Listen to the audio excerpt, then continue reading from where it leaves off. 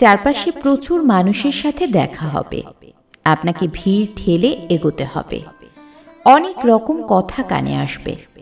আপনি যেটা করবেন সেটা হলো ইগনোর। জীবনে কিছু মানুষ আবর্জনা ছড়াতে আসবে। লাইফ আপনার, চয়েস আপনার, ডিসিশন আপনাকেই নিতে হবে। নেগেটিভিটি যেখানেই দেখবেন সেখান থেকে দূরে সরিয়ে নেবেন নিজেকে। শুনতে খারাপ লাগলেও সত্যি, আপনি যাদের বন্ধু ভাবেন তাদের অনেকেই আপনার সর্বনাশ দেখতে চায়। তারা চায় আপনার কাটা ঘায়ে সহানুভূতি নামক মলমের সাথে একটু নুন ছিটাতে। আপনি সিম্পলি সেই সুযোগটাই দেবেন না। অযথা তর্কে যাবেন না, বোঝাতে যাওয়ার তো প্রয়োজনই নেই।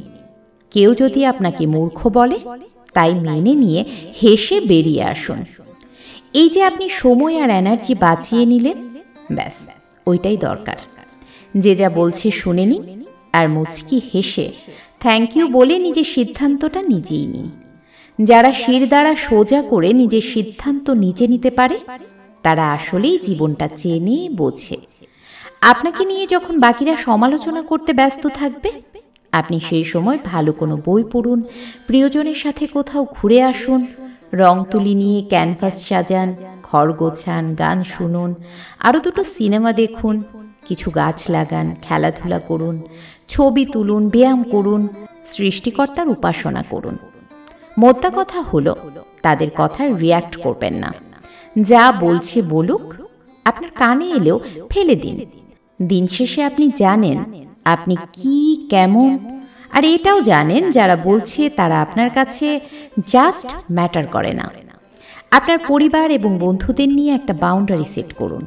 একদম যাদের বুকে মিশে আপনি শ্বাস নেবেন, যাদের সামনে আপনি আয়নার মতো দাঁড়াতে স্বাচ্ছন্দ্য বোধ করবেন, ঠিক তাদের কাছেই নিজেকে প্রকাশ করুন। তাদেরকে এক্সপ্লেইন করুন, তাদের সামনেই ঝুঁকতে শিখুন, কারণ তারা আপনার শুধু ভালোটাই চায়। বাদবাকি দুনিয়াকে জঞ্জাল মনে করে ঝেড়ে ফেলে দিন। একটা কথা মাথায় রাখবেন, জীবন অনেক সুন্দর। আপনি যে পৃথিবীতে আছেন সেটা অনেক সুন্দর। আপনাকে শুধু চলার পথে গজিয়ে ওঠা আগাছাগুলো অথবা কোণে কোণে বেড়ে ওঠা ঝাঁটা ঝোপগুলো দেখতে পেলে সাইড কাটিয়ে চলে আসতে হবে। সব কথার উত্তর দিতে নেই, সব কিছুতে রিয়্যাক্টও করতে নেই, সবাইকে বোঝানোর কোনো প্রয়োজন নেই।